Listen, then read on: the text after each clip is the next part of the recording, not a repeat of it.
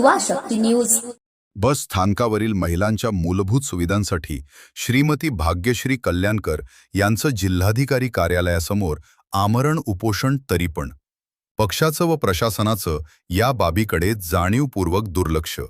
अर्धापूर येथील शिवसेनेच्या उपतालुकाप्रमुख भाग्यश्री कल्याणकर या दिनांक 13 एप्रिल 2026 रोजीपासून जिल्हाधिकारी कार्यालयासमोर महिलांसाठीच्या ज्या मूलभूत सुविधा शासनाने उपलब्ध करून द्यावयाच्या असतात, तरी देखील या सुविधांकडे शासनाचे लक्ष नसल्याकारणाने शिवसेनेच्या उपतालुकाप्रमुख भाग्यश्री कल्याणकर या अर्धापूर बस स्थानकात ज्या असुविधांचा भस्मासूर उगवलेला आहे, महिलांसाठी होत असलेल्या अडचणींना वाचा फोडण्यासाठी जिल्हाधिकारी कार्यालयासमोर उपोषणास बसले आहेत।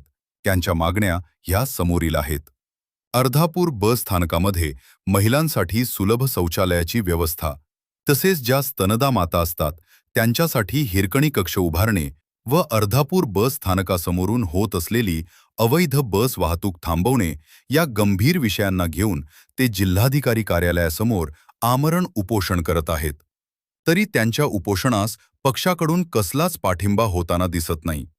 तसेच एक महिला दिवसरात्र जिल्हाधिकारी कार्यालयासमोर वसलेली असताना आणि महिलांच्या गंभीर समस्या, ज्या की महिलांना मूलभूत सुविधा असाव्यात असे आहे, त्या समस्याबाबतीत प्रशासनाचे लक्ष वेधण्यासाठी उपोषण करत असताना सुद्धा प्रशासन याकडे जाणीवपूर्वक दुर्लक्ष करत आहे।